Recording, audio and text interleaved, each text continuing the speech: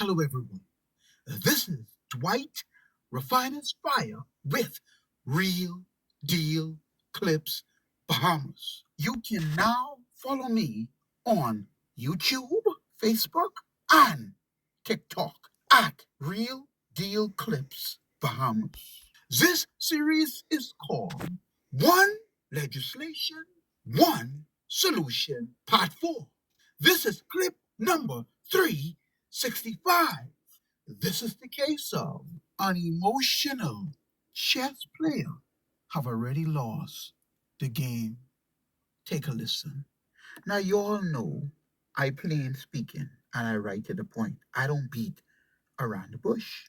So I got put this now where every sheep and goat could get it. How long we been crying in the Bahamas for honest leadership, for leadership that has integrity, someone that is sincere in what they do. How long?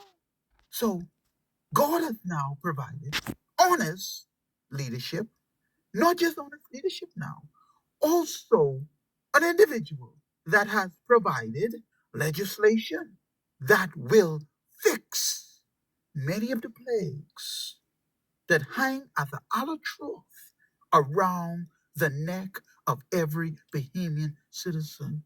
Will we accept the divinely inspired legislation? Will we accept the one to whom God has given it to? You have to make a decision. And once you make your decision, be willing to live with it. But you can't say it wasn't right in your face. Can the choice you need to make be any clearer than it is? Choose your citizenship first. I want you to listen attentively to the one explain how the Citizen Sovereign Wealth Fund legislation will solve the problem of immigration. Now, let me say this. I have no personal gripes or vibes with Steve McKinney or Sean Gardner, blackmail. In Steve and Blackmail's case, their formula that they think gonna work and stop Brave Davis in his tracks from what he is attempting to do with the Haitians. Follow me carefully. There are loopholes in the scenario that Blackmail and Steve trying to run. There's loopholes in it. Brave Davis already saw their loopholes. In fact, he already tell them where one of their loopholes is, but it gone over their head. Let's just play this clip from the Prime Minister, and we shouldn't forget. Let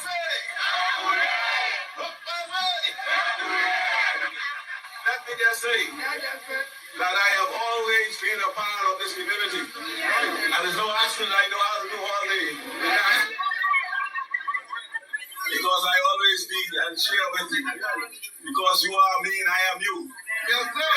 And I'll be here with you always. And those who knew me from the past and know me now, they always knew that I was there and always been there for you. I don't call you all, you all are North Nations Bahamians. You're Bahamian, and your origin is Haitian. Mine too, and many of us. We have to stay apart for now so we can be together later. You cannot be emotional in this situation. Them fellas, too emotional. Now, Moultrie, Harrison Moultrie, then pulled the okie doke on the Patriots. And there was no consequences for what he did. He delayed and delayed the case because he never followed the right formula or protocol to have the case heard in a timely fashion. They get egg on their face the first go around, and they still ain't learn from the egg on their face. Now, Brave can put egg on their face again because the court system paperwork does either get misplaced or go missing in the Bahamas. Slapping up on WhatsApp, on radio, even having town hall meetings ain't gonna fix the immigration situation. You may get hype and be all emotional, but emotions is not what is needed. What is needed is legislation. I want you to listen to now. Legislation that will solve this albatross of illegal immigration that been around our necks forever and a century. It will also squash the Davis administration's plan to build a Haitian voting bloc. We have laid out a platform to really begin to deal with the immigration crisis in the Bahamas by identifying who is a Bahamian and enshrining it in a citizenship registry. I think that citizenship registry would be the greatest advancement that we would make as a people of a country to be able to establish who is who.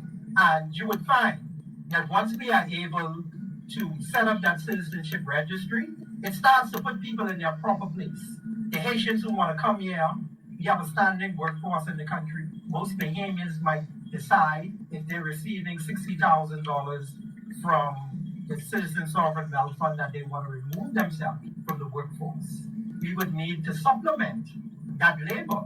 We have a standing labor force in the country as is, but it needs to be organized in a way where people understand that they come here to fulfill a role, that they're not here to try to usurp the authority of the country.